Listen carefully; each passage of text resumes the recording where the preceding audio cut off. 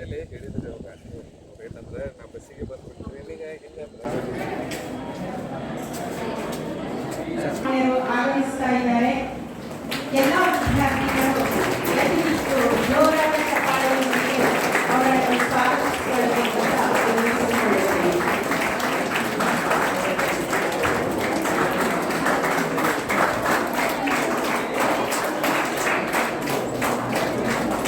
ಮುಂಜೆಯ ಹಬ್ಬಗಳ ಶ್ರೀ ಪರಮ ಪೂಜ್ಯ ಮಹಾಂತ ಹಬ್ಬಗಳ ಮತ್ತು ಗುರು ಹಿರಿಯರ ಪಾದಗಳಿಗೆ ಕೊಡಮೊಟ್ಟು ಮನುಷ್ಯ ಜಾತಿ ತಾನೊಂದೇ ಬಲಂ ಎಂಬ ಆದಿಕವಿ ಪಂಪ ಅಧ್ಯಯನ ಪೀಠ ಹಾಗೂ ನಮ್ಮ ಮಹಾವಿದ್ಯಾಲಯದ ಕನ್ನಡ ಮತ್ತು ಇತಿಹಾಸ ವಿಭಾಗಗಳ ಸಹಯೋಗದಲ್ಲಿ ಹಮ್ಮಿಕೊಂಡ ಪಂಪ ವ್ಯಾಖ್ಯಾನ ಮಾಲೆ ವಿಶೇಷ ಉಪನ್ಯಾಸ ಕಾರ್ಯಕ್ರಮ 2026ರ ಪ್ರಯುಕ್ತ ಈ ಕಾರ್ಯಕ್ರಮವು ಅತ್ಯಂತ ಸಂಭ್ರಮದಿಂದ ಜರುಗುತ್ತಿರುವುದು ನಮ್ಮೆಲ್ಲರಿಗೂ ಅತ್ಯಂತ ಸಂತಸವನ್ನುಂಟು ಮಾಡಿದೆ. ಇದರೊಂದಿಗೆ ಕಾರ್ಯಕ್ರಮದಲ್ಲಿ ಭಾಗವಹಿಸಿರುವ ಸರ್ವರಿಗೂ ನಮ್ಮ ನಮನಗಳನ್ನು ಸಲ್ಲಿಸಿ ಈ ಕಾರ್ಯಕ್ರಮವನ್ನು ಆರಂಭಿಸುತ್ತಿದ್ದೇವೆ. ಈ ಕಾರ್ಯಕ್ರಮ ಈಗ ಪ್ರಾರ್ಥನಾ ಗೀತೆಯೊಂದಿಗೆ ಪ್ರಾರಂಭವಾಗುತ್ತದೆ. ಹೇ ಶಾರದೆ ಪ್ರಾರ್ಥನಾ ಗೀತೆಯನ್ನು ವಿದ್ಯಾರ್ಥಿ ಶಿಲ್ಪ ಎಂಎಸ್ ಮತ್ತು ದೇವಶ್ರೀ ಅವರು ಆಗಬೇಕು ಅಂತ ಹೇಳಿ ಕೇಳ್ಕೊಳ್ತಾ ಇದ್ದಾರೆ.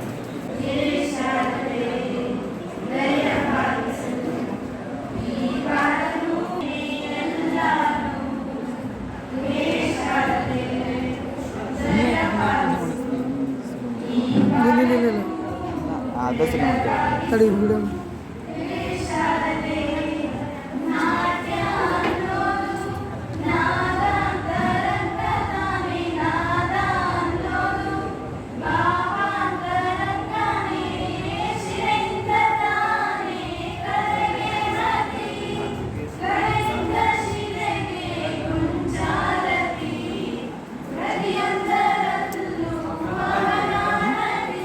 ಬಿಡ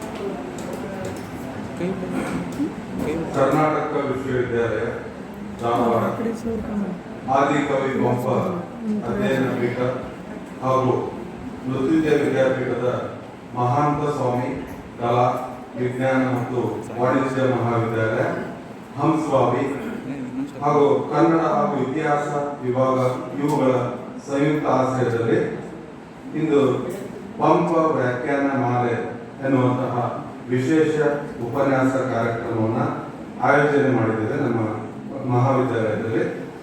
ಈ ಕಾರ್ಯಕ್ರಮದ ಅಧ್ಯಕ್ಷತೆಯನ್ನು ವಹಿಸಿದಂತಹ ಶ್ರೀ ಪಿ.ವಿ. ಕೆರಡಿ ಕಾರ್ಯಾಧ್ಯಕ್ಷರು ಮೃತ್ಯುಂಜಯ ವಿದ್ಯಾಪೀಠ ಹಂಸ್ವಾಮಿ ಇವರಿಗೆ ತುಂಬ ಹೃದಯದ ಸ್ವಾಗತವನ್ನು ಬಯಸುತ್ತೇನೆ. ಸ್ವಾಗತ ಸುಸ್ವಾಗತ. ಹಾಗೆಯೇ ಈ ಕಾರ್ಯಕ್ರಮಕ್ಕೆ ವಿಶೇಷ ಉಪನ್ಯಾಸಕರಾಗಿ ಆಗಮಿಸಿದಂತಹ ಡಾಕ್ಟರ್ ಗಂಗಾಧರ್ ದೈವಜ್ಞ ಹಿರಿಯ ಪ್ರಾಧ್ಯಾಪಕರು ಕನ್ನಡ ವಿಶ್ವವಿದ್ಯಾಲಯ ಹಂಪಿ ಇವರಿಗೂ ಕೂಡ ಆತ್ಮೀಯವಾಗಿ ಸ್ವಾಗತಿಸುತ್ತೇನೆ. ಸ್ವಾಗತ ಸುಸ್ವಾಗತ. ಹಾಗೆಯೇ ಇನ್ನೋರ್ವ ವಿಶೇಷ ಉಪನ್ಯಾಸಕರು ಹಾಗೂ ನನಗೆ ವಿದ್ಯೆಯನ್ನು ಕೊಟ್ಟಂತಹ ಗುರುಗಳು ಡಾಕ್ಟರ್ ಪ್ರೇಮಾನಂದ್ ಟಿ ಲಕ್ಕಣ್ಣನವರ್ ನಿವೃತ್ತ ಪ್ರಾಧ್ಯಾಪಕರು BESM ಕಾಲೇಜ್ ಬ್ಯಾಡಗಿ ಇವರು ಕೂಡ ತುಂಬ ಹೃದಯದ ಸ್ವಾಗತವನ್ನು ಬಯಸ್ತೇನೆ. ಸ್ವಾಗತ ಸುಸ್ವಾಗತ. ಹಾಗೆಯೇ ಈ ಕಾರ್ಯಕ್ರಮದ ಸಂಯೋಜಕರಾದಂತಹ ಮತ್ತು ಉಪಸ್ಥಿತರಿರುವಂತಹ ಡಾಕ್ಟರ್ BL ಪಾಟೀಲ್ ಸಂಯೋಜಕರು ಆದಿಕವಿ ಪಂಪ ಅಧ್ಯಯನ ಪೀಠ ಕರ್ನಾಟಕ ವಿಶ್ವವಿದ್ಯಾಲಯ ಧಾರವಾಡ ಇವರು ಕೂಡ ಆತ್ಮೀಯವಾಗಿ ಸ್ವಾಗತಿಸುತ್ತೇನೆ. ಸ್ವಾಗತ ಸುಸ್ವಾಗತ. ಈ ಕಾರ್ಯಕ್ರಮಕ್ಕೆ ಇನ್ನೋರ್ವ ಉಪಸ್ಥಿತರಾದಂತಹ ಶ್ರೀ ವಸಂತ್ ಖನ್ನಮ್ಮನವರ್ ಇವ್ರಿಗೂ ಕೂಡ ಆತ್ಮೀಯವಾಗಿ ಸ್ವಾಗತಿಸುತ್ತೇನೆ. ಸ್ವಾಗತ ಸುಸ್ವಾಗತ.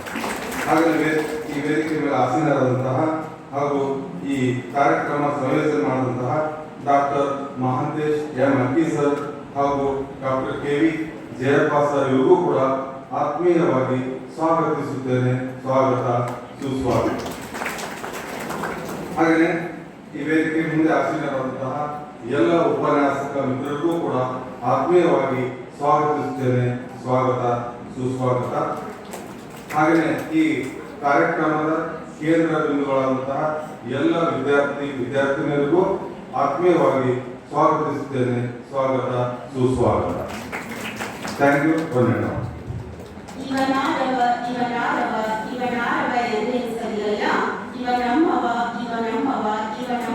ಎಂದೆನಿಸಯ್ಯ, ಕೂಡಲ ಸಂಗಮದೇವ ನಿಮ್ಮ ಮರಿನ ಮಗನೆನಿಸಯ್ಯ ಎಂಬ ಬಸವಣ್ಣನವರ ವಚನದಂತೆ ಸರ್ವರನ್ನು ಸ್ವಾಗತಿಸಿದ ಶ್ರೀ ಎಂ.ಜಿ. ಪಳ್ಳಿಮಠರ್ ಪ್ರಾಚಾರ್ಯರು ಇವರಿಗೆ ತುಂಬು ಹೃದಯದ ಧನ್ಯವಾದಗಳು. ಇದೀಗ ಪುಷ್ಪ ಸಮರ್ಪಣೆ. ಡಾಕ್ಟರ್ ರಾಜ್ಕುಮಾರ್ ಸಾವಳಗಿ, ಸಹಾಯಕ ಪ್ರಾಧ್ಯಾಪಕರು, ಕನ್ನಡ ವಿಭಾಗ, ಇವರು ನಡೆಸಿಕೊಡಬೇಕೆಂದು ವಿನಂತಿ. ವೇದಿಕೆಯ ಗಣ್ಯಮಾನ್ಯರಿಗೆ ಪ್ರೀತಿ ಗೌರವದ ಸಂಕೇತವಾಗಿ ಪುಷ್ಪ ಸಮರ್ಪಣೆ ಮಾಡುವುದು ನಿಮ್ಮೆಲ್ಲರ ಸಂಸ್ಕೃತಿಯಾಗಿದೆ. ಹಾಗಾಗಿ ಈ ಕಾರ್ಯಕ್ರಮದ ಅಧ್ಯಕ್ಷತೆಯನ್ನು ವಹಿಸಿರುವ ಮೃತ್ಯುಂಜಯ ವಿದ್ಯಾಪೀಠದ ಕಾರ್ಯಾಧ್ಯಕ್ಷರು, ಖ್ಯಾತ ನ್ಯಾಯವಾದಿಗಳು ಹಾಗೂ ವಿಶೇಷವಾಗಿ ಚಿರಯುವಕರೂ ಆಗಿರುವ ಶ್ರೀ ಪಿ.ವಿ. ಕೆರುವಿಜಿಯವರಿಗೆ ಡಾಕ್ಟರ್ ವಿಜಯಕುಮಾರ್ ದಾನವರು ಪುಷ್ಪ ನೀಡಿ ಸ್ವಾಗತಿಸಬೇಕು ಅಂತ ಹೇಳಿ ಕೇಳಿಕೊಂಡಿದ್ದಾರೆ.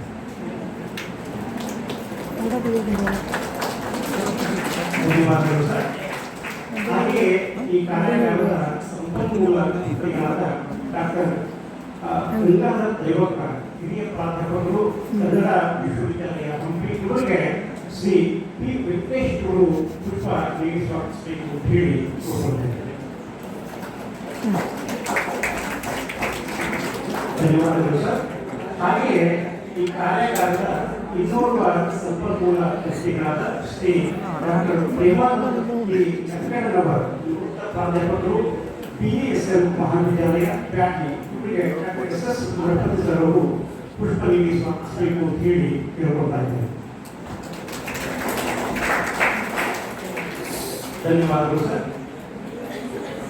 ಈ ಕಾರ್ಯಾಗಾರದ ಸಂಚಾಲಕರು ಹಾಗೂ ಆದಿಕವಿ ಪಂಪ ಅಧ್ಯಯನ ಪೀಠದ ಸಂಯೋಜಕರು ಆಗಿರುವ ಡಾಕ್ಟರ್ B.L. ಪಾಟೀಲ್ ಸರ್ ಇವರಿಗೆ ಶ್ರೀ ಕುಶೇಖ್ ಸಾಬ್ ಇವರು ಪುಷ್ಪ ನೀಡಿ ಗೌರವಿಸಬೇಕು ಅಂತ ಹೇಳಿ ಕೇಳ್ಕೊಳ್ತಾ ಇದ್ದಾರೆ.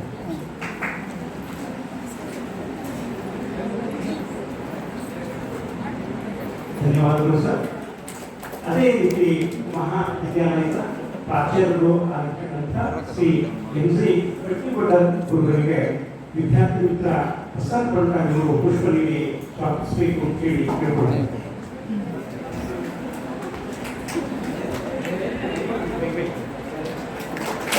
ಧನ್ಯವಾದಗಳು. ಅದೇ ರೀತಿ ಈ ಕಾರ್ಯಕ್ರಮದಲ್ಲಿ ಉಪಸ್ಥಿತರಿರುವ ಶ್ರೀ V.F. ಚಂದಮ್ಮನವರ ಆಡಳಿತ ಅಧಿಕಾರಿಗಳು, ನವೋದಯ ವಿದ್ಯಾಸಂಸ್ಥೆ, ಬ್ಯಾಟಿ, ಇವರಿಗೆ ಕುಮಾರ್ ಚೇತನ್ ಅವರು ಪುಷ್ಪ ನೀಡಿ ಸ್ವಾಗತಿಸಬೇಕು ಅಂತ ಹೇಳಿ ಕೇಳ್ಕೊಳ್ತಾರೆ.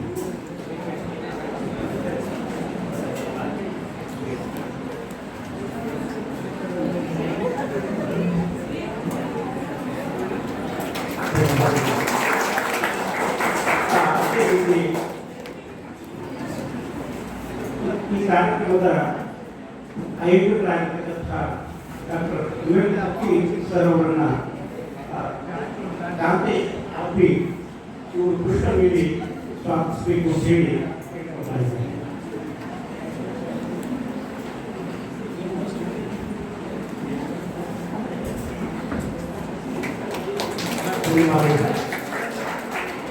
ಕೊನೆಯದಾಗಿ ಈ ಕಾರ್ಯಕ್ರಮದ ಇನ್ನೋರ್ವ ಆಯೋಜಕರಾಗಿರುವ ಡಾಕ್ಟರ್ ಕೆ.ವಿ. ಜಯಪ್ಪ ಇವರಿಗೆ ಚೇತನ್ ಸಿಎಂ ಇವರು ಪುಷ್ಪ ನೀಡಿ ಸ್ವಾಗತಿಸಬೇಕು ಅಂತ ಹೇಳಿ ಕೇಳ್ಕೊಳ್ತಾ ಇದ್ದೇನೆ.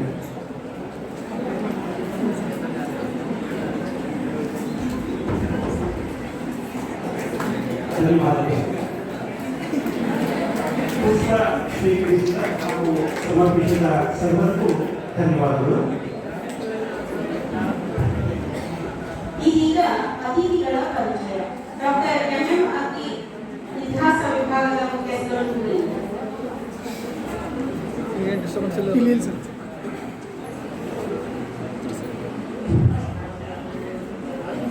ಈ ನೆಲದ ಆರಾಧ್ಯ ದೈವ ಅಗಣಿ ಶಿವಯೋಗಿಗಳು, ಮೃತ್ಯುಂಜಯಪ್ಪಗಳು, ಮಹಾಂತ ಸ್ವಾಮಿಗಳು ಹಾಗೂ ಕೋರಿಟೋಪಿ ಸಿದ್ದಲಿಂಗಪ್ಪ ಸ್ವಾಮಿಗಳ ಪಾದಗಳಿಗೆ ಪಡಬಟ್ಟು ಕಾರ್ಯಕ್ರಮದ ವೇದಿಕೆ ಮೇಲೆ ಆಸೀನರಾದಂತಹ ಎಲ್ಲ ಗಣ್ಯಮಾನ್ಯರಿಗೆ ನಮನಗಳನ್ನು ಸಲ್ಲಿಸುತ್ತಾ, ಆತ್ಮೀಯ ವಿದ್ಯಾರ್ಥಿನಿಯರೇ, ಈ ಕಾರ್ಯಕ್ರಮದ ರೂವಾರಿಗಳಾದಂತಹ ಇಬ್ಬರು ಮಹನೀಯರ ಪರಿಚಯವನ್ನು ಮಾಡಿಕೊಡುವಂತಹ ಒಂದು ಸೌಭಾಗ್ಯ ನನಗೆ ಬಂದಿದೆ. ಈ ಕಾರ್ಯಕ್ರಮದಲ್ಲಿ ಭಾಗಿಯಾದಂತಹ ಡಾಕ್ಟರ್ ಗಂಗಾಧರ ದೈವಜ್ಞ ಇವರು ಬಸಾಪುರ ಗ್ರಾಮದಲ್ಲಿ ಜನಿಸಿದ್ರು. ಬೆಳಗಾವಿ ಜಿಲ್ಲೆಯ ಬಸಾಪುರ ಗ್ರಾಮದಲ್ಲಿ ಕ್ರಿಸ್ತಿಶಕ 1968ರಲ್ಲಿ ಜನಿಸಿದ್ರು. ನಂತರ ತಮ್ಮ ಪ್ರಾಥಮಿಕ ಮಾಧ್ಯಮಿಕ ವಿದ್ಯಾಭ್ಯಾಸವನ್ನು ಪೂರೈಸಿದ ನಂತರ MA ಜನಪದ ಶಾಸ್ತ್ರ ವಿಷಯದಲ್ಲಿ ಕರ್ನಾಟಕ ವಿಶ್ವವಿದ್ಯಾನಿಲಯದಿಂದ ಪದವಿಯನ್ನು ಪಡೆದುಕೊಂಡರು.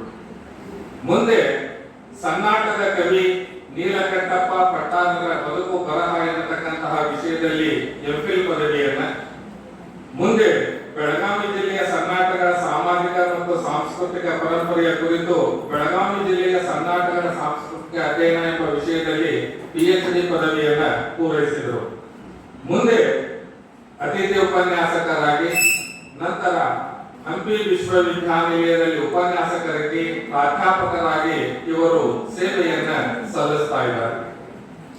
ಇವರ ಪ್ರಮುಖ ಸಂಶೋಧನಾ ಕ್ಷೇತ್ರಗಳು ಅಂದ್ರೆ ಜನಪದ ಸಾಹಿತ್ಯ, ಬುಡಕಟ್ಟು ಅಧ್ಯಯನ, ಮೌಖಿಕ ಸಾಹಿತ್ಯ, ಗ್ರಾಮೀಣ ಸಂಸ್ಕೃತಿ, ಆದಿವಾಸಿ ಸಮುದಾಯಗಳು, ಜನಪದ ಮಹಾಕಾವ್ಯಗಳು ಮುಂತಾದವು ಅಂತ ನಾವು ಹೇಳ್ಬೋದು. ಅಲ್ಲದೆ ಇವರು ಹಲವಾರು ಪ್ರಾಜೆಕ್ಟ್ಗಳನ್ನ ತೆಗೆದುಕೊಂಡು ಅದರ ಬಗ್ಗೆ ವಿಸ್ತೃತವಾದಂತಹ ಒಂದು ಸಂಶೋಧನೆಯನ್ನ ಮಾಡಿದ್ದಾರೆ.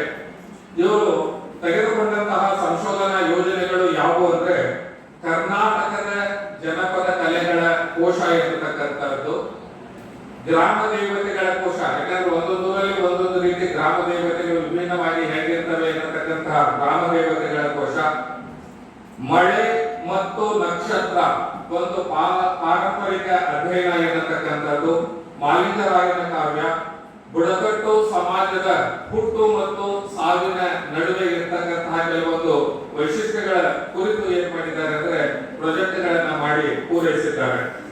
ಅಲ್ಲದೆ ಲೇಖಕರಾಗಿಯೂ ಕೂಡ ಹಲವಾರು ಕೃತಿಗಳನ್ನ ಬರೆದಿದ್ದಾರೆ. ಸಿರಸಂಗಿ ಕಾಳಮ್ಮನ ಸಾಂಸ್ಕೃತಿಕ ಅಧ್ಯಯನ, ಸನ್ನಾಟದ ಹುಟ್ಟು ಬೆಳವಣಿಗೆ, ನಂತರ ಅನೇಕ ಕೆಲವೊಂದು ಸಂಶೋಧನಾ ಲೇಖನಗಳನ್ನು ಕೂಡ ರಚಿಸಿದ್ದಾರೆ. ಯಾಕಂದ್ರೆ ಇವರು ರಾಷ್ಟ್ರ ಅಂತಾರಾಷ್ಟ್ರೀಯ ಮಟ್ಟದಲ್ಲಿ ಅನೇಕ ಪ್ರಬಂಧಗಳನ್ನ ನಡೆಸಿದ್ದಾರೆ. ಅದರಲ್ಲಿ ಪ್ರಮುಖವಾದಂತಹ ವಿಷಯಗಳು ಯಾವುವು ಅಂದ್ರೆ ಜನಪದ ಕಾವ್ಯ, ಬುಡಕಟ್ಟು ವೈದ್ಯ ಸಂಸ್ಕೃತಿ, ಮಹಿಳೆ ಮತ್ತು ಜನಪದ ರಂಗಭೂಮಿ, ಮೌಖಿಕ ಸಾಹಿತ್ಯ, ಜನಪದ ಸಾಹಿತ್ಯ ಮತ್ತು ಚಲನಚಿತ್ರ ಮುಂತಾದಂತಹ ವಿಷಯಗಳ ಕುರಿತು ಹಲವಾರು ಲೇಖನಗಳನ್ನು ಕೂಡ ಪ್ರಕಟಿಸಿದ್ದಾರೆ. ಇವರ ಮಾರ್ಗದರ್ಶನದಲ್ಲಿ ಅನೇಕ PhD ಗ್ರಂಥಗಳು ಹೊರಗಡೆ ಬಂದಿದ್ದಾವೆ. ಅನೇಕ ಸಂಶೋಧನಾ ವಿದ್ಯಾರ್ಥಿಗಳಿಗೆ ಮಾರ್ಗದರ್ಶನವನ್ನು ನೀಡಿದ್ದಾರೆ. ಇವರು ಮಾರ್ಗದರ್ಶನ ನೀಡಿದಂತಹ ವಿಷಯಗಳು ಯಾವುವು ಅಂದ್ರೆ ಸಿದ್ಧಿ ಜನಾಂಗದ ಆರ್ಥಿಕ ಸ್ಥಿತಿ, ಸೋಲಿದ ಜನಾಂಗದ ಆಹಾರ ಪದ್ಧತಿ, ಕಾಡುಗೊಲ್ಲ ಸಮುದಾಯದ ದೇವತೆಗಳು, ಮೌಖಿಕ ಮಹಾಕಾವ್ಯಗಳು, ಹೀಗೆ ಅನೇಕ ಸೇವೆಯನ್ನ ಸಲ್ಲಿಸಿದ್ದಾರೆ. ಇವರಿಗೆ ಇಬ್ಬರು ಪುತ್ರಿಯರು, ಒಬ್ಬ ಪುತ್ರ ಇದ್ದಾನೆ. ದೇವರು ಇವರಿಗೆ ಇನ್ನೂ ಹೆಚ್ಚು ಆಯು ಆರೋಗ್ಯವನ್ನ ಕೊಡಲಿ, ಇವರ ಮುಂದಿನ ಜೀವನ ಸುಖಮಯವಾಗಿ ಇರಲಿ ಅಂತ ನಾನು ಹಾರೈಸ್ತೇನೆ. ಅದೇ ರೀತಿಯಾಗಿ ಈ ಕಾರ್ಯಕ್ರಮ ನಡೀಲಿಕ್ಕೆ ಕಾರಣೀಕರ್ತರು ಯಾರು ಅಂದ್ರೆ ಪಂಪ ಅಧ್ಯಯನ ಪೀಠದ ಸಂಯೋಜಕರಾದಂತಹ ಡಾಕ್ಟರ್ BL ಪಾಟೀಲ್ ಅವರು. ಇವರು ಕೂಡ ಬೆಳಗಾವಿ ಜಿಲ್ಲೆಯ ದೇವಲಾಪುರದಲ್ಲಿ ಜನಿಸಿದರು. ಮುಂದೆ ಪ್ರಾಥಮಿಕ ಮಾಧ್ಯಮಿಕ ಪದವಿ ಶಿಕ್ಷಣವನ್ನು ಮುಗಿಸಿದ ನಂತರ ಕರ್ನಾಟಕ ವಿಶ್ವವಿದ್ಯಾನಿಲಯದಿಂದ MA ಕನ್ನಡ ವಿಷಯದಲ್ಲಿ ಪದವಿಯನ್ನು ಪೂರೈಸಿದರು. 2001ರಲ್ಲಿ ನಂತರ ಎಂಫಿಲ್ ಪದವಿ, ಮುಂದೆ ಬೈಲಹೊಂಗಲದ ಕೆಆರ್ಸಿ ಮಹಾವಿದ್ಯಾಲಯದಲ್ಲಿ ಬಿಎಡ್ ಪದವಿ, ಮುಂದೆ ಡಿಪ್ಲೊಮಾ ಇನ್ ಟ್ರಾನ್ಸ್ಲೇಷನ್, ನಂತರ ವಡ್ಡಾರಾಧನೆಯಲ್ಲಿ ಜಾನಪದೀಯ ಹಾಗೂ ಸಾಮಾಜಿಕ ಅಂಶಗಳು ಎನ್ನತಕ್ಕಂತಹ ವಿಷಯದ ಕುರಿತು ಕರ್ನಾಟಕ ವಿಶ್ವವಿದ್ಯಾನಿಲಯದಿಂದ ಪಿಎಚ್ಡಿ ಪದವಿಯನ್ನು ಪಡೆದುಕೊಂಡರು. ಮುಂದೆ ಧಾರವಾಡದ ಕೆಟಲ್ ಕಾಲೇಜಿನಲ್ಲಿ ಅರೆಕಾಲಿಕ ಉಪನ್ಯಾಸಕರಾಗಿ ಸೇವೆಯನ್ನು ಸಲ್ಲಿಸಿದ ನಂತರ ಕರ್ನಾಟಕ ವಿಶ್ವವಿದ್ಯಾನಿಲಯದ ಜನಪದ ಅಧ್ಯಯನ ಪೀಠಕ್ಕೆ ಪ್ರಾಧ್ಯಾಪಕರಾಗಿ ಇವರು ನೇಮಕವನ್ನು ಹೊಂದಿದರು. ಅಲ್ಲಿಂದ ಇದುವರೆಗೂ ಕೂಡ ಕರ್ನಾಟಕ ವಿಶ್ವವಿದ್ಯಾನಿಲಯದಲ್ಲಿ ಜನಪದ ವಿಭಾಗದ ಮುಖ್ಯಸ್ಥರಾಗಿ ಇವರು ಕಾರ್ಯವನ್ನು ನಿರ್ವಹಿಸ್ತಾ ಇದ್ದಾರೆ. ಅಲ್ಲದೆ ಸುಮಾರು 13ಕ್ಕೂ ಹೆಚ್ಚು ಕೃತಿಗಳನ್ನು ಇವರು ಪ್ರಕಟ ಮಾಡಿದ್ದಾರೆ. ಅದರಲ್ಲಿ ಪ್ರಮುಖವು ಯಾವುವು ಅಂದ್ರೆ ಅಡ್ಡ ಹೆಸರುಗಳು. ಇವತ್ತೇ ನಮ್ಮ ಸರ್ನೇಮ್ ಬರ್ತಾವಲ್ಲ, ಅವು ಯಾವ ರೀತಿ ಬರ್ತವೆ, ಏನು ಅದರ ಬಗ್ಗೆ ಸಂಶೋಧನೆ. ಅಡ್ಡ ಹೆಸರು, ದೇಶಿ ಅವಲೋಕನ, ಪರಿಸರ ಜನಪದ ಸಂಸ್ಕೃತಿ, ವಡ್ಡಾರಾಧನೆಯ ಜಾನಪದೀಯ ಅಧ್ಯಯನ, ಮೌಖಿಕ ಪರಂಪರೆ, ಶರೀರ ಜಾನಪದ, ಜನಪದ ಕಲಾವಿದೆಯರು, ಜನಪದ ಭಾಷೆ, ಹೀಗೆ ಅನೇಕ ಗ್ರಂಥಗಳನ್ನ ಇವರು ಪ್ರಕಟಿಸಿದ್ದಾರೆ. ಅಲ್ಲದೆ ಸುಮಾರು 68ಕ್ಕೂ ಹೆಚ್ಚು ರಾಷ್ಟ್ರೀಯ ಮತ್ತು ಅಂತಾರಾಷ್ಟ್ರೀಯ ಮಟ್ಟದ ವಿಚಾರ ಸಂಕಿರಣದಲ್ಲಿ ಸಮ್ಮೇಳನದಲ್ಲಿ ಭಾಗವಹಿಸಿ ತಮ್ಮ ವಿದ್ವತ್ಪೂರ್ಣ ಪ್ರಬಂಧಗಳನ್ನ ಮಂಡಿಸಿದ್ದಾರೆ. ಅಲ್ಲದೆ 7 ವಿದ್ಯಾರ್ಥಿಗಳಿಗೆ ಎಂಫಿಲ್ ಮಾರ್ಗದರ್ಶನವನ್ನ ಮಾಡಿದ್ದಾರೆ. ಇವರ ಮಾರ್ಗದರ್ಶನದಲ್ಲಿ ಶಿವಾನಂದ ಕವಿಯ ಬದುಕು ಬರಹ, ನುಗ್ಗಿಕೇರಿ ಹನುಮಂತ ದೇವರ ಅಧ್ಯಯನ, ಅಂಕೋಲಾದ ಬಂಡಿ ಹಬ್ಬ, ಉಕ್ಕಡ ಗಾತ್ರಿಯ ಕ್ಷೇತ್ರಜ್ಞಾನ ಮುಂತಾದಂತಹ ಅನೇಕ ಎಂಫಿಲ್ ಸಂಶೋಧನಾ ಕೃತಿಗಳು ಹೊರಗಡೆ ಬಂದಿದ್ದಾವೆ. ಅಲ್ಲದೆ ಅನೇಕ ವಿದ್ಯಾರ್ಥಿಗಳಿಗೆ ಪಿಎಚ್ಡಿ ಮಾರ್ಗದರ್ಶನವನ್ನು ಕೂಡ ಮಾಡಿದ್ದಾರೆ. ಇವರ ಮಾರ್ಗದರ್ಶನದಲ್ಲಿ ಪಿಎಚ್ಡಿ ಕೃತಿಗಳು ಯಾವುವು ಅಂದ್ರೆ ಸಣ್ಣಾಟದ ಕವಿ ಕಣ್ಣಿಕೇರಿ ಶಿವಾನಂದ ಅವರ ಸಮಗ್ರ ಅಧ್ಯಯನ, ಕರ್ನಾಟಕದ ಕಿನ್ನರಿ ಜೋಗಿಗಳು, ಸಂಖ್ಯಾಬಾಳ್ಯ ಸಮಾಜ ಸಾಂಸ್ಕೃತಿಕ ಅಧ್ಯಯನ, ಹಟ್ಟಿಗೊಲ್ಲರ ಸಾಂಸ್ಕೃತಿಕ ಅಧ್ಯಯನ, ಧಾರವಾಡ ಜಿಲ್ಲೆಗಳ ಸಾಂಸ್ಕೃತಿಕ ಅಧ್ಯಯನ, ನಾಡವರ ಅಧ್ಯಯನ, ಧಾರವಾಡ ಜಿಲ್ಲೆಯ ಸ್ಥಳನಾಮಗಳ ಅಧ್ಯಯನ, ಗೌಡಿಗರ ಸಾಂಸ್ಕೃತಿಕ ಅಧ್ಯಯನ, ಹೀಗೆ ಅನೇಕ ಪಿಎಚ್ಡಿ ಕೃತಿಗಳು ಏನಾಗಿದ್ದಾವೆ ಅಂದ್ರೆ ಇವರ ಮಾರ್ಗದರ್ಶನದಲ್ಲಿ ಹೊರಗಡೆ ಬಂದಿದ್ದಾವೆ. ಮತ್ತು ಇವರು ಅನೇಕ ಪ್ರಾಜೆಕ್ಟ್ಗಳನ್ನು ತೆಗೆದುಕೊಂಡು ಪೂರ್ಣಗೊಳಿಸಿದ್ದಾರೆ. ಇವರು ತೆಗೆದುಕೊಂಡಂತಹ ಪ್ರಾಜೆಕ್ಟ್ ಅಥವಾ ಯೋಜನೆಗಳು ಯಾವುವು ಅಂದ್ರೆ ಜಾನಪದ ಸಾಂಸ್ಕೃತಿಕ ಕೋಶ, ಜನಪದ ಕಲಾವಿದೆಯರು, ಉತ್ತರ ಕರ್ನಾಟಕದ ಕೃಷಿ ಸಂಪ್ರದಾಯಗಳು, ಉತ್ತರ ಕರ್ನಾಟಕದ ಜನಪದ ಸಂಗೀತ ವಾದ್ಯಗಳ ಸಚಿತ್ರ ಕೋಶ ಮುಂತಾದಂತಹ ಕೆಲವೊಂದು ಯೋಜನೆಗಳನ್ನು ಪೂರ್ಣಗೊಳಿಸಿದ್ದಾರೆ. ಅಲ್ಲದೆ ಇಷ್ಟೆಲ್ಲ ಕಾರ್ಯಗಳ ನಡುವೆ ಆಡಳಿತದ ಅನುಭವವೂ ಕೂಡ ಇದೆ. ಯಾಕೆಂದ್ರೆ ಇವರು ಜನಪದ ಅಧ್ಯಯನ ವಿಭಾಗದ ಅಧ್ಯಕ್ಷರಾಗಿ, ಎನ್ಎಸ್ಎಸ್ ಘಟಕದ ಸಂಯೋಜಕರಾಗಿ 2007ರಿಂದ 2011ರವರೆಗೆ ಕಾರ್ಯವನ್ನು ನಿರ್ವಹಿಸಿದ್ದಾರೆ. ಕಾರ್ಯಕ್ರಮದ ಅಧಿಕಾರಿಗಳಾಗಿ 2003ರಿಂದ 2007ರವರೆಗೆ ಕಾರ್ಯವನ್ನು ನಿರ್ವಹಿಸಿದ್ದಾರೆ. ಅಲ್ಲದೆ ಪರೀಕ್ಷಾ ಮಂಡಳಿಯ ಅಧ್ಯಕ್ಷರಾಗಿ, ಸದಸ್ಯರಾಗಿ ಅವರು ಕಾರ್ಯವನ್ನು ನಿರ್ವಹಿಸಿದ್ದಾರೆ. ಇವರು ಧಾರವಾಡ, ಸೊಲ್ಲಾಪುರ್, ಮುಂಬೈ, ಕೊಲ್ಲಾಪುರ್, ಗೋವಾ, ಗುಲ್ಬರ್ಗ, ಹಾವೇರಿ ಜಿಲ್ಲೆಯ ಗೋಟಗೋಡಿ, ಮೈಸೂರು, ಕುವೆಂಪು, ಗುಲ್ಬರ್ಗ ವಿಶ್ವವಿದ್ಯಾನಿಲಯಗಳ ಪರೀಕ್ಷಾ ಮಂಡಳಿಯ ಸದಸ್ಯರಾಗಿ, ಅಧ್ಯಕ್ಷರಾಗಿ, ಕಲಾ ನಿಕಾಯರಾಗಿ ಸೇವೆಯನ್ನು ಸಲ್ಲಿಸಿದ್ದಾರೆ. ಅಷ್ಟೇ ಅಲ್ಲದೆ ಕನ್ನಡ ಸಾಹಿತ್ಯ ಪರಿಷತ್ ಬೆಂಗಳೂರು, ಕರ್ನಾಟಕ ವಿದ್ಯಾವರ್ಧಕ ಸಂಘ, ದಕ್ಷಿಣ ಭಾರತದ ಭಾಷೆಗಳ ಜಾನಪದ ಸಂಘ, ಕರ್ನಾಟಕ ರಾಜ್ಯ ವಿಜ್ಞಾನ ಪರಿಷತ್, ಕರ್ನಾಟಕ ಇತಿಹಾಸ ಕಾಂಗ್ರೆಸ್, ಕರ್ನಾಟಕ ಭಾರತದ ಇತಿಹಾಸ ಕಾಂಗ್ರೆಸ್, ಹೀಗೆ ಹಲವಾರು ಸಂಘ ಸಂಸ್ಥೆಗಳ ಅಜೀವ ಸದಸ್ಯರಾಗಿಯೂ ಕೂಡ ಇವರು ಸೇವೆಯನ್ನು ಸಲ್ಲಿಸಿದ್ದಾರೆ. ಈ ಎಲ್ಲ ಕಾರ್ಯಗಳನ್ನು ನೋಡಿ ಇವರಿಗೆ ಉತ್ತಮ ಶಿಕ್ಷಕ ಪ್ರಶಸ್ತಿ, ನಂತರ ಹುಬ್ಬಳ್ಳಿ ಧಾರವಾಡ ಮಹಾನಗರ ಪಾಲಿಕೆ ಕೊಡಮಾಡ್ತಕ್ಕಂತಹ ರಾಜ್ಯೋತ್ಸವ ಪ್ರಶಸ್ತಿ ಮತ್ತು ಎನ್ಎಸ್ಎಸ್ ಅಧಿಕಾರಿಯಾಗಿ ಸೇವೆಯನ್ನ ಸಲ್ಲಿಸಿದ್ದರಿಂದ ಡಾಕ್ಟರ್ ಡಿಸಿ ಪಾಟೀಲ್ ಪ್ರಶಸ್ತಿ, ರಾಜ್ಯ ಪ್ರಶಸ್ತಿ, ಹೀಗೆ ಹಲವಾರು ಪ್ರಶಸ್ತಿಗಳು ಕೂಡ ಇವರಿಗೆ ಸದ್ದಿವೆ. ಇಂತಹ ಮಹನೀಯರು ಇವತ್ತು ನಮ್ಮ ಮಹಾವಿದ್ಯಾಲಯಕ್ಕೆ ಬಂದಿದ್ದು ನೋಡಿ ನನಗೆ ತುಂಬಾ ಸಂತೋಷ ಆಗ್ತದೆ. ಯಾಕೆಂದ್ರೆ ಹಿಂದೆ ನಾವು ಬುಡಕಟ್ಟು ವಿಷಯದ ಬಗ್ಗೆ ಒಂದು ರಾಜ್ಯ ಮಟ್ಟದ ಒಂದು ಸೆಮಿನಾರ್ ಅನ್ನ ಮಾಡಿದ್ವಿ. ಆ ಸಂದರ್ಭದಲ್ಲಿ ನಾವು ಇನ್ನೊಮ್ಮೆ ನಿಮ್ಮ ಮಹಾವಿದ್ಯಾಲಯಕ್ಕೆ ಬರ್ತೀವಿ, ನಿಮ್ಮ ವಿದ್ಯಾರ್ಥಿಗಳು ಮತ್ತು ಇಲ್ಲಿಯ ವಾತಾವರಣ ನಮಗೆ ತುಂಬಾ ಇದೆ, ಚೆನ್ನಾಗಿದೆ, ನನಗಾಗಿ ನಮಗೊಂದು ಕಾರ್ಯಕ್ರಮ ಕೊಡ್ಲಿಕ್ಕೆ ಅವಕಾಶ ಮಾಡಿಕೊಡಿ ಅಂತ ಇದು ಮಾಡಿದ್ರು. ಆ ಉದ್ದೇಶವನ್ನ ಇಟ್ಟುಕೊಂಡು ಮತ್ತೊಮ್ಮೆ ಈ ಮಹನೀಯರ ಪರಿಚಯವನ್ನ ಮಾಡಿಕೊಡುವುದರ ಸಲುವಾಗಿ ಮತ್ತೊಮ್ಮೆ ಕಾರ್ಯಕ್ರಮವನ್ನ ಹಮ್ಮಿಕೊಂಡಿದೆ. ಇವತ್ತು ವಡ್ಡಾರಾಧನೆಯ ಒಂದು ಸೊಬಗು, ಪಂಪ ಭಾರತದ ಸೊಬಗು ಎನ್ನತಕ್ಕಂತಹ ವಿಷಯದ ಕುರಿತು ಈ ಮಹನೀಯರು ಮಾತನಾಡಿದ್ದಾರೆ. ಅವರ ಮಾತುಗಳನ್ನು ನೀವು ಆಲಿಸಬೇಕು ಅಂತ ಎಲ್ಲಾ ವಿದ್ಯಾರ್ಥಿಗಳಲ್ಲಿ ಕೇಳಿಕೊಳ್ಳಿ. ಅತಿಥಿಗಳ ಪರಿಚಯ ಮಾಡಿರುವಂತಹ ಡಾಕ್ಟರ್ ಕರ್ನಾಟಕ ವಿಶ್ವವಿದ್ಯಾಲಯ ಧಾರವಾಡ ಪಂಪ ಅಧ್ಯಯನ ಪೀಠ ಅಡಿಯಲ್ಲಿ ಹಾವೇರಿ ವಿಶ್ವವಿದ್ಯಾಲಯ ಸಮರ್ಪಿತ ಪುಟ್ಟಂಜಿ ವಿದ್ಯಾಪೀಠದ ಮಹಾಂತಸ್ವಾಮಿ ಕಲಾ ವಿಜ್ಞಾನ ಮತ್ತು ವಾಣಿಜ್ಯ ಮಹಾವಿದ್ಯಾಲಯ ಹಾವೇರಿ ಕನ್ನಡ ಮತ್ತು ಇತಿಹಾಸ ವಿಭಾಗಗಳ ಸಂಯುಕ್ತ ಆಶ್ರಯ ಜರುಗುತ್ತಿರುವ ಇಂದಿನ ಪಂಪ ವ್ಯಾಖ್ಯಾನಮಾಲೆಯ ವಿಶೇಷ ಉಪನ್ಯಾಸ ಕಾರ್ಯಕ್ರಮಕ್ಕೆ ಸರ್ವರಿಗೆ ಸ್ವಾಗತ. ಈಗ ಇಂದಿನ ಉಪನ್ಯಾಸದ ಸಂಕ್ಷಿಪ್ತ ಪರಿಚಯ.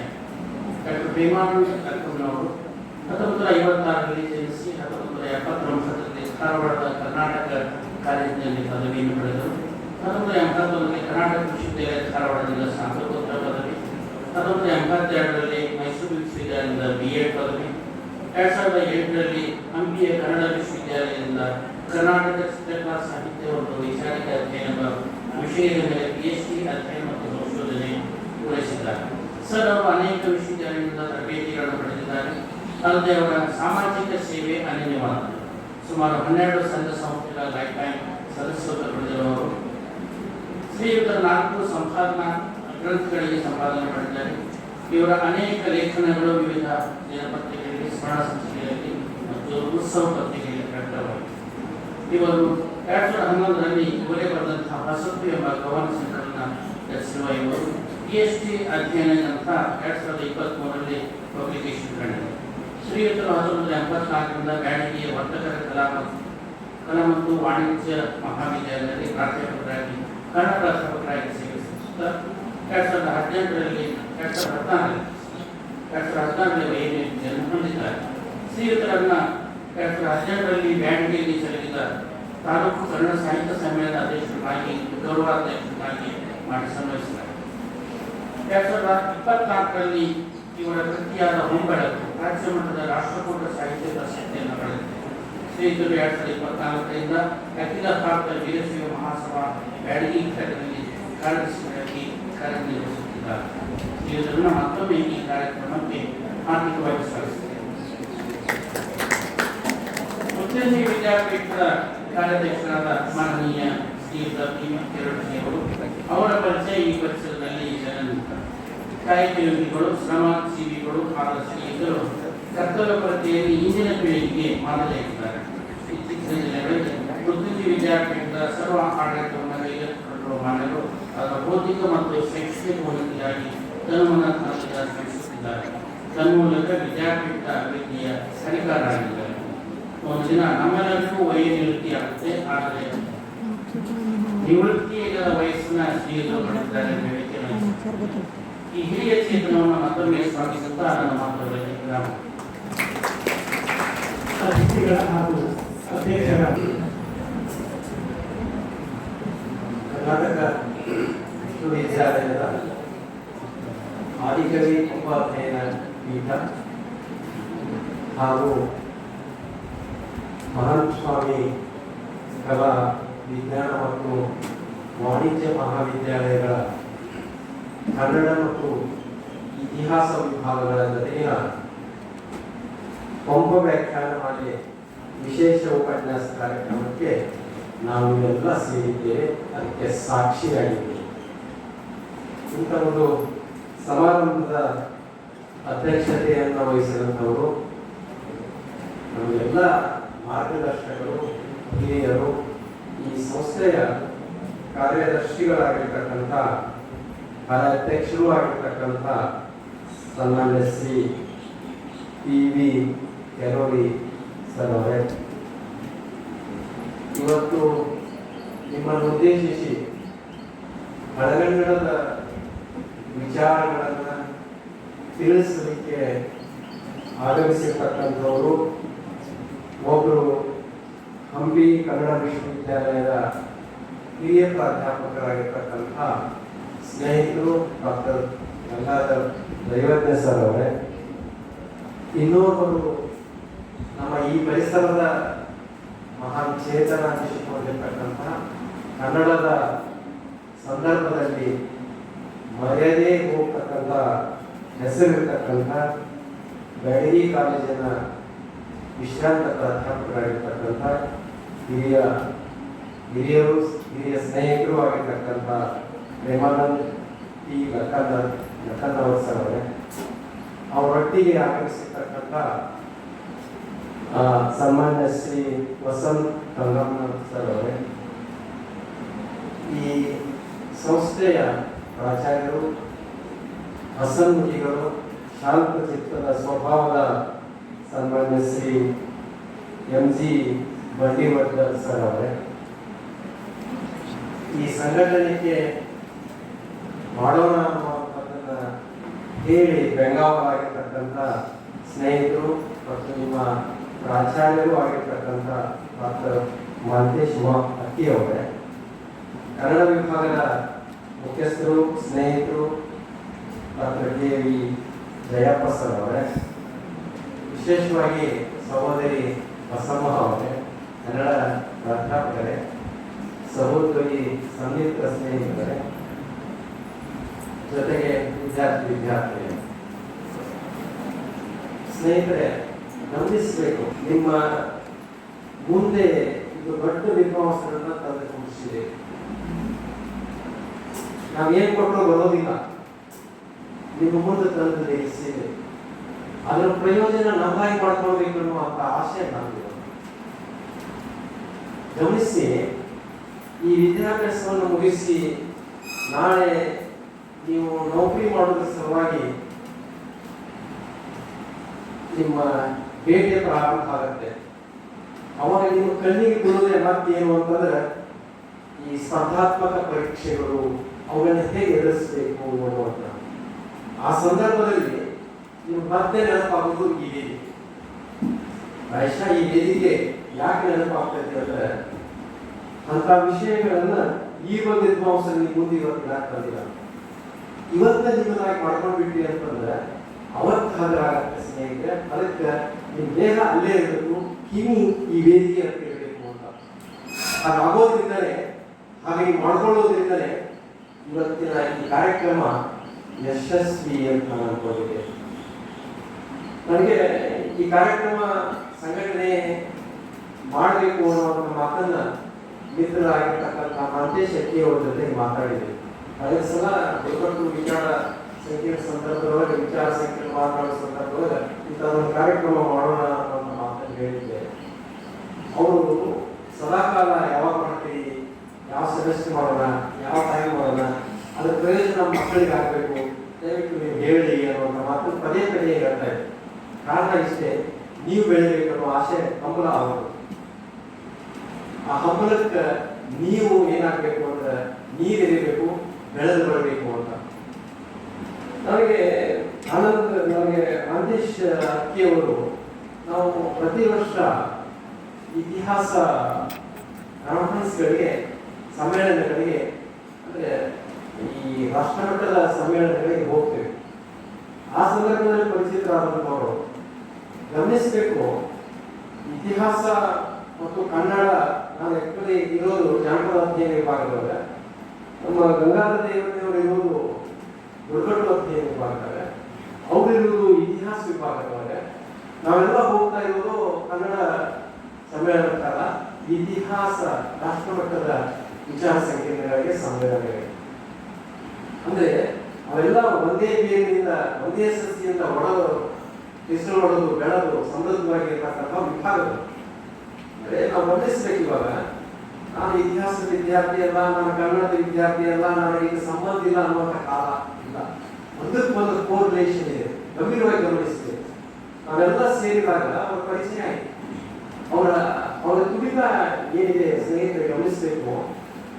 ನಾವು ತಮಿಳುನಾಡಿಗೆ, ಕೇರಳಕ್ಕೆ ಮತ್ತು ಆಂಧ್ರ ಪ್ರದೇಶಕ್ಕೆ ಹೈದರಾಬಾದಕ್ಕೆ ಇವೆಲ್ಲ ಹೋದ ಸಂದರ್ಭದಲ್ಲಿ ಅಲ್ಲಿರ್ತಕ್ಕಂಥ ಇತಿಹಾಸಕ್ಕೆ ಸಂಬಂಧಪಟ್ಟಂತ ಹೊಸ ಹೊಸ ವಿಷಯಗಳನ್ನ ಗ್ರಹಿಸುವುದರ ಮೂಲಕ ಅವಾಗ ಹೇಳ್ತಾರೆ, ನಮ್ಮ ವಿದ್ಯಾರ್ಥಿಗಳಿಗೆ ಅನುಕೂಲ ಆಗ್ತದೆ, ಹೇಳಲಿಕ್ಕೆ ಒಂದು ಫೋಟೋ ಹೊಡ್ಕೋತೇನೆ, ಇದರೊಂದಿಷ್ಟು ತಿಳ್ಕೊತೇನೆ. ಎಂತ ಒಂದು ಹಂಬಲ ಯಾವತ್ತು ಅಂತ ಸಂದರ್ಭದಲ್ಲಿ ಪರಿಚಿತರಾದಂಥ ಸ್ನೇಹಿತರು ಈ ಪಂಪ ವಿದ್ಯಾಪೀಠದ ಸಂಯೋಜಕರಾದ ಕೂಡಲೇ ಇಲ್ಲ ನಮ್ಮ ಕಾಲೇಜ್ ಒಳಗೆ ನಿಮ್ಮ ಪಂಪನ ಕುರಿತು ಪರಿಚಯ ಮಾಡಿಕೊಡುವಂತಹ ಒಂದು ಕಾರ್ಯಕ್ರಮವನ್ನು ಹಮ್ಮಿಕೊಳ್ಳಿ ಎನ್ನುವಂಥ ಮಾತನ್ನ ಅಂದ್ರು. ಜೊತೆಗೆ ಕನ್ನಡ ವಿಭಾಗದ ಜಯತ್ಸವ ಜೊತೆಗೂ ಮಾತಾಡಿದ್ರು. ಈಗಲೂ ಒಪ್ಪಿದರು. ಅದಕ್ಕೆ ಆಡಳಿತ ಮಂಡಳಿಯ ಸಹಕಾರವೂ ಬಹಳ ಒಳ್ಳೆಯದಾದಂಥ ಪ್ರಾಚಾರ್ಯರಿಂದ ಹಿಡ್ಕೊಂಡು ನಮ್ಮ ಕಾರ್ಯಾಧ್ಯಕ್ಷರವರೆಗೂ ಈ ಕಾರ್ಯಕ್ರಮ ಮಾಡಿ ಅಂತ ಹೇಳುವಂತ ಒಂದು ಸಾತ್ವಿಕ ಮನೋಧಾರ ಮತ್ತು ಮಕ್ಕಳಿಗೆ ಆ ವಿಷಯ ಹುಟ್ಟಿ ಅನ್ನುವಂಥದ್ದು ಏನು ಒಂದು ಅವರ ಅಶೋತ್ತರ ಇದೆಯಲ್ಲ, ಅದು ಬಹಳ ನೋಡುವುದಾದಂಥ ಅಡಿರೋದಿದ್ರೆ ಅವರೆಲ್ಲರ ಸರ್ಕಾರದಿಂದಲೇ ಇವತ್ತು ಈ ಕಾರ್ಯಕ್ರಮ ಸಂಘಟಿಸಲಿಕ್ಕೆ ಸಾಧ್ಯ ಇದೆ ಅಂತ.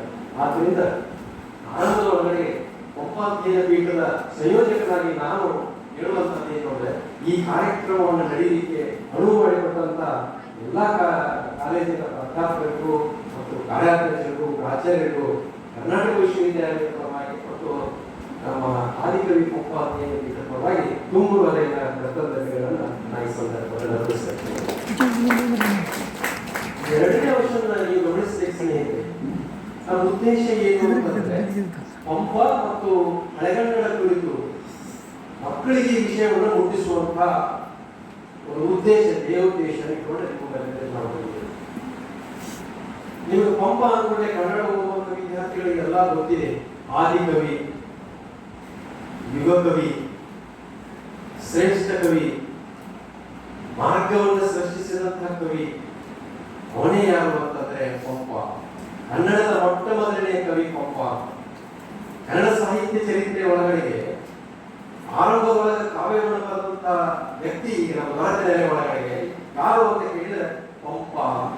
ಕನ್ನಡ ವಿದ್ಯಾರ್ಥಿಗಳಿಗೆ ಗೊತ್ತಿದೆ. ಇದು ಇತಿಹಾಸ ವಿದ್ಯಾರ್ಥಿಗಳಿಗೆ ಬೇರೆ ವಿದ್ಯಾರ್ಥಿಗಳಿಗೆ ಗೊತ್ತಿರಬಾರ್ದು ಅಂತಲ್ಲ, ಗೊತ್ತು ಬೇಕು ಅಂತ. ಯಾಕೆ ಅಂತಂದ್ರೆ ನೋಡಿ, ಪಂಪ ಇದ್ದದ್ದು ಆಂಧ್ರ ಪ್ರದೇಶದ ದೇವರವಾಡಿ ಒಳಗಡೆಗೆ ಅರಕೇಸರಿ ಆಸ್ಥಾನಗಳು. ಅರಕೇಸರಿ ಅಂತ ಇತಿಹಾಸ ವಿಭಾಗದ ಅಧ್ಯಯನ ಮಾಡ್ತೇವೆ. ಅರಕೇಸರಿ ಆಸ್ಥಾನ ಕವಿ ಯಾರು ಅಂತಂದ್ರೆ ಪಂಪ. ಅವ ಸಾಮಾನ್ಯ ಮಾಂಡಲಿಕ ಅರಸ. ಆ ಮಾಂಡಲಿಕ ಅರಸನನ್ನ ಮಹಾಭಾರತದ ಅರ್ಜುನ ಜೊತೆಗೆ ಹೋಲಿಸಿ ಕಾವ್ಯವನ್ನು ಬರೆದ. ಆ ಕಾವ್ಯ ನಮ್ಮ ಮುಂದೆ ಇದೆ. ಸಣ್ಣ ಒಬ್ಬ ಸಂಸ್ಥಾನದ ಅರಸ ಕಾಲಗರ್ಭದೊಳಗೆ ಮುಗಿಸೋಗ್ಬಿಡ್ತಿದ್ದ, ಬರೆದು ಹೋಗ್ಬಿಡ್ತಿದ್ದ. ಅಂತವನ್ನ ಜೀವಂತವಾಗಿಟ್ಟಂತವ್ ಯಾರು ಅಂತಂದ್ರೆ ಪಂಪ. ಕಾವ್ಯದೊಳಗೆ ತರೋದ್ರ ಮೂಲಕ ಅರಕೇಸರಿಯನ್ನ ಅಜರಾಮರಗೊಳಿಸಿದ, ನಿತ್ಯ ನೂತನಗೊಳಿಸಿದ ಅಂತ. ಹಾಗಾಗಿ ಪಂಪ ದೊಡ್ಡವ. ಪಂಪನಿಗೆ ಆಶ್ರಯ ಕೊಟ್ಟಲ್ಲ, ಒಂದು ಶ್ರೇಷ್ಠ ಕವಿ ಅಂತೇಳಿ ಆಶ್ರಯ ಕೊಟ್ಟು ಬೆಳೆಸಿದಲ್ಲ. ಈಗ ಸಾಮಾನ್ಯವಾಗಿ ನಾವು ಹೇಳೋ ಮಾತೇನು ಅಂತಂದ್ರೆ, ಕಾಲೇಜಿನ ಒಳಗಡೆಗೆ ಪ್ರಾಧ್ಯಾಪಕರಿಗೂ ನಾವು ವಿಚಾರ ಸಂಖ್ಯೆಗೆ ಹೋಗ್ತೇವಿ, ಬೇರೆ ಕಡೆಗೆ ಸಮ್ಮೇಳನಕ್ಕೆ ಹೋಗ್ತೇವೆ ಅಂತ ಬಿಟ್ಕೊಡ್ತಾರಲ್ಲ, ಇವರು ದೊಡ್ಡವರು. ಅದನ್ನು ಬಳಸಿಕೊಂಡು ಅವ್ರು ಬೆಳೀತಾರಲ್ಲ, ಕಾಲೇಜಿಗೆ ಕೀರ್ತಿ ತರ್ತಾರಲ್ಲ, ಅವರು ದೊಡ್ಡವರು. ಈ ನಿಟ್ಟಿನ ಒಳಗಡೆಗೆ ಪಂಪ ಮತ್ತು ಅರಕೇಸರಿ ಇತಿಹಾಸ ಮತ್ತು ಕನ್ನಡ ಎರಡೂ ಸಮೀಕರಿಸಿಕೊಂಡು ಬರ್ತಕ್ಕಂಥವುಗಳು ಅಂತ. ಪಂಪ ಹಳೆಗನ್ನಡದೊಳಗೆ ಕಾವ್ಯ ಬರ್ತ. ಪಂಪನಿಗಿಂತ ಪೂರ್ವದಲ್ಲಿ ಕವಿರಾಜ ಮಾರ್ಗ ಅಂತ ಹೇಳಿ ಒಂದು ಕೃತಿ ಬರ್ತದೆ. ಅದನ್ನು ನಾವು ಲಾಕ್ಷಣಿಕ ಗ್ರಂಥ ಅಂತ ಹೇಳ್ತೇವೆ. ನೀವು ಸಹಜವಾಗಿ ತಿಳ್ಕೋಬೇಕಾದ್ರೆ ವ್ಯಾಕರಣ ಗ್ರಂಥ ಅಂತ ಅನ್ಕೊಂಡು, ಅದು ಕಾವ್ಯ ಅಲ್ಲ. ಅದರ ನಂತರ ಮಠಾರಾಧನೆ ಬರ್ತದೆ. ಅದ್ರ ಕುರಿತು ಒಂದು ಸರ್ ಮಾತಾಡ್ತಾ ಇದ್ದ. ಗದ್ಯ ಕೃತಿ, ಅದು ಕಾವ್ಯ ಅಲ್ಲ. ನಂತರದಲ್ಲಿ ಬರುವಂತಂದ್ರೆ ಆದಿಪುರಾಣ ಮತ್ತು ವಿಕ್ರಮಾರ್ಜುನ ವಿಜಯ ಅಥವಾ ಪಂಪ ಭಾರತ ಅಂತ ಹೇಳಿ ಪಂಪ ರಚಿಸಿರುವಂತ ಎರಡು ಕೃತಿಗಳ ಪ್ರಕಾರ ಆ ಪಂಪ ಒಂದು ಆಧುನಿಕ ಕಾವ್ಯ, ಒಂದು ಲೌಕಿಕ ಕಾವ್ಯ, ಎರಡು ಕಾವ್ಯ ಬೇಕಾದ್ರೆ. ಒಂದು ಧಾರ್ಮಿಕ ಕಾವ್ಯ ಆದಿಪುರಾಣ ಅಂತಕ್ಕಂಥದ್ದು, ಇನ್ನೊಂದು ಲೌಕಿಕ ಕಾವ್ಯ ಅಂತಕ್ಕಂಥದ್ದು ವಿಕ್ರಮಾರ್ಜುನ ವಿಜಯ ಅಥವಾ ಪಂಪ ಭಾರತ ಅಂತಕ್ಕಂಥದ್ದು. ಆ ಎರಡು ಕಾವ್ಯವನ್ನು ಬರೆದ ನಂತರದಲ್ಲಿ ಮುಂದೆ ಬರ್ತಕ್ಕಂಥ ಎಲ್ಲಾ ಕವಿಗಳು ಅನುಸರಿಸಿ ಅದೇ ರೀತಿ ಆಗಮಿಕ ಮತ್ತು ಲೌಕಿಕ ಕಾವ್ಯಗಳನ್ನು ರಚಿಸಿದೆ. ಪಂಪ ನಡೆದದ್ದೇ ಮಾರ್ಗ. ಪಂಪನನ್ನು ಅನುಸರಿಸಿಕೊಂಡು ರಣ್ಣ ಬಂದ, ಪಣ್ಣ ಬಂದ, ಜನ್ನ ಬಂದ, ಅನೇಕ ಕವಿಗಳು, ಹಳೆಗನ್ನಡದ ಎಲ್ಲ ಕವಿಗಳನ್ನು ಅನುಸರಿಸಿಕೊಂಡು ಕಾವ್ಯ ರಚಿಸಿದರು. ಅದನ್ನ ನಾವು ಇವತ್ತ ಶಾಸ್ತ್ರೀಯ ಭಾಷೆ ಅಂತ ಕರಿತೇವೆ. ಶಾಸ್ತ್ರೀಯ ಭಾಷೆ ಸ್ಥಾನಮಾನಗಳು ಕನ್ನಡಕ್ಕೆ ಸಿಕ್ಕಿದ್ರೆ ನಮಗೆಲ್ಲ ಗೊತ್ತಿರಬೇಕು. ಕಾಂಪಿಟೇಟಿವ್ ಎಕ್ಸಾಮ್ ಹಳೆಗನ್ನಡ ಇಡೀ ಇದನ್ನ ಅತ್ಯಂತ ಪುರಾತನವಾದಂತಹ ಕನ್ನಡ ಅಂತ ಅಂದ್ಕೊಂಡು ಅದಕ್ಕೆ ಶಾಸ್ತ್ರೀಯ ಸ್ಥಾನಮಾನವನ್ನು ಕೊಟ್ಟ ಕನ್ನಡಕ್ಕೆ. ಅದಕ್ಕಾಗಿ ಅಧ್ಯಯನ ಮಾಡುವಂತ ಪ್ರಕ್ರಿಯೆಗಳ ಪ್ರಾರಂಭ ಆದವು. ಯಾಕೆ ಹಳೆಗನ್ನಡನೇ ಬಹಳ ಪ್ರಮುಖ ಆಗ್ತತಿ ಎನ್ನುವಂಥದ್ರ ಕುರಿತು ವಿದ್ವಾಂಸರು ಮಾತಾಡ್ತಾ ಇದ್ದಾರೆ. ಒಂದು ಕಾಲಘಟ್ಟದ ಚರಿತ್ರೆಯನ್ನ, ಒಂದು ಕಾಲಘಟ್ಟದ ಇತಿಹಾಸವನ್ನ, ಒಂದು ಕಾಲಘಟ್ಟದ ಜನಜೀವನವನ್ನ, ಒಂದು ಕಾಲಘಟ್ಟದೊಳಗೆ ನಾವು ಹೆಂಗಿದ್ದೀವಿ ಅನ್ನುವಂಥದ್ರ ಪರಿಪೂರ್ಣತೆ ಮಾಡಿ ಈ ಕಾವ್ಯಗಳನ್ನು ಕೊಡ್ತಾವ. ಅವು ಹಳೆಗನ್ನಡದೊಳಗ. ಅದಕ್ಕೆ ನಾವು ಹಳೆಗನ್ನಡ ಮತ್ತು ಪಂಪನ ಕುರಿತು ವಿಚಾರ ಸಂಕಿರಣವನ್ನು ನಡೆಸ್ತಾ ಇದ್ದೀವಿ. ಇದು ನಿಮಗೆ ಗೊತ್ತಾಗಬೇಕು. ಕನ್ನಡದ ಶ್ರೇಷ್ಠತೆ ಇದೆಯಲ್ಲ, ಕನ್ನಡದ ಶ್ರೀಮಂತಿಕೆ ಇದೆಯಲ್ಲ, ನಮ್ಗೆ ಬಹಳ ಜನ ಗೊತ್ತಿಲ್ಲ. ನಾವು ಕನ್ನಡ ಮಾತಾಡ್ತೇವೆ, ಹೋಗಿ ಬರ್ತೇನೆ ಅಂತ ಹೇಳಿ ಕೆಲಸ ಕನ್ನಡದಾಗ ಹೇಳ್ತೇವೆ. ಆದ್ರೆ ಬರ್ಬೇಕಾದ್ರೆ ನಾವು ನಮ್ಮ ಸ್ನೇಹಿತರು ನಾವು ಬರ್ಬೇಕಾದ್ರೆ ಅವಸರವಾಗಿ ರೋಡ್ ಹೋಗ್ತದೆ ಅಂತ ಕೇಳಿ, ನಾವು ರೋಡ್ ಹೋಗ್ತದೆ ಅಂತ ಕೇಳಿ, ರಸ್ತೆ ಹೋಗ್ತದೆ ನಾವು ಕೇಳಲಿಲ್ಲ. ಅವ್ರು ಏನಂದ್ರೆ ನೀವು ಸ್ಟೇಟ್ ಹೋಗಿ ಅಂತಂದ್ರೆ ನೇರ ಹೋಗಿ ಅನ್ನಲಿಲ್ಲ. ನಾವು ರಸ್ತೆ ನಾವು ಮಾಡಲಿಲ್ಲ. ಯಾವ ಸ್ಥಿತಿಗೆ ಬಂದಿದ್ದೇವೆ ನಾವು ಅಂತ ಅರ್ಥ ಮಾಡ್ಕೊಳ್ಳಿ. ಅತ್ಯಂತ ಶ್ರೀಮಂತವಾಗಿರುವಂತಹ ಭಾಷೆಯನ್ನು ಬಳಸಿಬಿಡ್ತಾ ಇದ್ದೇವೆ. ಕನ್ನಡಕ್ಕೆ ಗಮನಿಸಿಕೊಳ್ಳಿ, ಕ್ರಿಸ್ತ ಪೂರ್ವ 2ನೇ ಶತಮಾನದ ಇತಿಹಾಸ ಇದೆ. ಇಂಗ್ಲಿಷ್ ಹುಟ್ಟುವುದು ಮನೆ ಇಂಗ್ಲಿಷು 12-13ನೇ ಶತಮಾನ ಹುಟ್ಟುಕೊಂಡು ಇಡೀ ಜಗತ್ತನ್ನು ಆಳಲಿಕ್ಕೆ ಶುರು ಮಾಡಿದ್ರು. ಇಂಗ್ಲಿಷ್ ಒಳಗಡೆ ಮಾತನಾಡುವಾಗ ಈಸಿ ಎಸ್ಕೇಪಿಂಗ್ ಅಲ್ಲ. ಕರ್ನಲ್ ಅಂತ ಹೇಳಿದೆವು, COLONEL, ಕರ್ನಲ್ ಅಂತ ಏನು ಬಂತು? Escaping with escaping language. ಕನ್ನಡದೊಳಗೆ ಹಂಗಿಲ್ಲ. ಕನ್ನಡದೊಳಗೆ ಹೆಂಗೆ ಬೆಳಿತೇವಿ ಹಂಗೆ ಮಾತಾಡ್ತೇವೆ. ಹಳೆಯ ಗ್ರೀಕರ ಜೊತೆಗಿನ ಸಂಬಂಧವನ್ನು ಹೇಳುವಂತ ಭಾಷೆ ಸ್ನೇಹಿತರೆ. ಅಷ್ಟು ಪುರಾತನವಾಗಿರುವಂತ, ಮಾತನಾಡುವಂತ, ನಮ್ಮದಾಗಿರುವಂತ, ನಮ್ಮ ಮಾತೃಭಾಷೆಯಾಗಿರುವಂತ ಭಾಷೆಯನ್ನ ನಾವು ಪ್ರೀತಿಸಬೇಕು, ಅದನ್ನು ಬೆಳೆಸಬೇಕು. ಒಂದು ವೇಳೆ ನಾವು ಕಳ್ಕೊಂಡಿವಿ ಅಂತಂದ್ರೆ ನಮ್ಮ ಸಂಸ್ಕೃತಿ ಕಳ್ಕೊತೇವೆ, ನಮ್ಮ ಜನಜೀವನದ ಜ್ಞಾನ ಸಂಸ್ಕೃತಿಯನ್ನು ಕಳ್ಕೊತೇವೆ. ಅದನ್ನು ಕಳ್ಕೊಂಡಿವಿ ಅಂದ್ರೆ ನಮ್ಮ ಬದುಕು ಹೀನವಾಗಿ ಆಗತ್ತೆ. ಯಾಕೆಂದ್ರೆ ಭಾಷೆ ಒಳಗೆ ಒಂದು ಜ್ಞಾನ ಇರ್ತೈತಿ, ಭಾಷೆ ಒಳಗೆ ಒಂದು ಸಂಸ್ಕೃತಿ ಇರ್ತೈತಿ. ಆ ಜ್ಞಾನ ಸಂಸ್ಕೃತಿ ಒಳಗಡೆ ನಾವು ಬದುಕು ಕಳ್ಕೊಳ್ತಿರ್ತೀವಿ. ನಾವು ಗೊತ್ತಿಲ್ಲದೆ ನಗಡೆ ಹತ್ತಂದ್ರೆ ನಿಮ್ಮ ಅವ್ವ ಏನ್ ಮಾಡ್ತಾರ, ಮನೆ ಒಳಗ ಅದನ್ನ ಹಾಕಿ ಕಾಣೆ ಮಾಡಿ ಕೊಡ್ತಾರ. ಇದೇ ಇಂಗ್ಲಿಷ್ ಸಾಹಿತ್ಯ ಸಂಸ್ಕೃತಿ ಬಂದ್ರೆ ಕಾಡೆ ಹೋಗ್ತತಿ, ತರಟಿ ಕೊಡ್ಬೇಕಂತ ಅನಿಸ್ತತಿ. ಇವತ್ತು ಗಂಡನದೊಳಗ ನಗಡೆ ಆರೈಕೆ ಯಾವಾಗೈತೆ ಅಂದ್ರೆ ಕ್ಲೈಮ್ಯಾಟಿಕಲ್ ಕಂಡೀಷನ್ ಅವರು ತಟ್ಟಿ ಕೊಡ್ರಿ ಅವ್ರಿಗೆ ಕಡಿಮೆ ಆಗ್ತದೆ ಅನ್ನೋ ಸ್ಥಿತಿ ಬರ್ತದೆ. ನಮ್ದು ಭೌಗೋಳಿಕವಾಗಿ ಉಷ್ಣವಲಯದಲ್ಲಿ ಇರುವಂತ ಪೂರ್ಣ ಉಷ್ಣವಲಯ ಅಲ್ಲ ಅಂದ್ರೂ ಸಹ ಅವರ ಸಂಸ್ಕಾರ ಸಂಸ್ಕೃತಿಗೂ ನಮ್ಮ ಸಂಸ್ಕಾರ ಸಂಸ್ಕೃತಿಗೂ ಭಿನ್ನವಾದಂತ. ಆದ್ದರಿಂದ ನಾವು ಭಾಷೆಯನ್ನು ಉಳಿಸಿಕೊಳ್ಬೇಕು. ಹೆತ್ತ ತಾಯಿ, ಭಕ್ತ ತಾಯಿ ಮತ್ತು ನಮ್ಮ ಸದಾಕಾಲ ಜೀವಂತವಾಗಿರುವ ಭಾಷಾ ತಾಯಿಯನ್ನ ಅತ್ಯಂತ ಶ್ರದ್ಧೆಯಿಂದ ಪ್ರೀತಿಸಬೇಕು, ಅದನ್ನು ಕಟ್ಕೊಳ್ಬೇಕು. ಆ ನಿಟ್ಟಿನೊಳಗೆ ನಮ್ಮ ಬದುಕನ್ನು ಶ್ರೀಮಂತಗೊಳಿಸಬೇಕು ಅಂತ ಹಿನ್ನೆಲೆ ಒಳಗಡೆಗೆ, ಸಂಸ್ಕೃತಿ ನೆಲೆ ಒಳಗಡೆಗೆ ಶಾಸ್ತ್ರೀಯ ಭಾಷೆಗಳನ್ನು ಕನ್ನಡಕ್ಕೆ ಕೊಟ್ಟು ಅದನ್ನು ಇನ್ನಷ್ಟು ಎನ್ರಿಚ್ ಮಾಡುವಂಥದ್ದು, ಇನ್ನಷ್ಟು ಅದನ್ನ ಶ್ರೀಮಂತಗೊಳಿಸುವಂತ ಒಂದು ಪ್ರಕ್ರಿಯೆ ಆರಂಭ ಆಯಿತು. ಆ ಉದ್ದೇಶ ಇಟ್ಕೊಂಡು ನೀವು ಮುಂದೆ ಬಂದಿದೆ ಸ್ನೇಹಿತರೆ. ಗಮನಿಸಿಕೊಳ್ಳಿ, ಕನ್ನಡಕ್ಕೆ ಲಿಪಿ ಇದೆ, ಕನ್ನಡಕ್ಕೆ ತನ್ನದೇ ಆದ ಭಾಷೆ ಇದೆ. ನೀವು ಗಮನಿಸಿ, ಹಿಂದಿಗೆ ಲಿಪಿ ಇದೆಯಾ? ಪ್ರಶ್ನೆ ಮಾಡ್ಕೊಳ್ಳಿ. ಮರಾಠಿಗೆ ಲಿಪಿ ಇದೆಯಾ? ಪ್ರಶ್ನೆ ಮಾಡ್ಕೊಳ್ಳಿ. ಹೋಗ್ಲಿ, ಸಂಸ್ಕೃತಿಗೆ ಇದೆಯಾ? ಮಾಡ್ಕೊಳ್ಳಿ.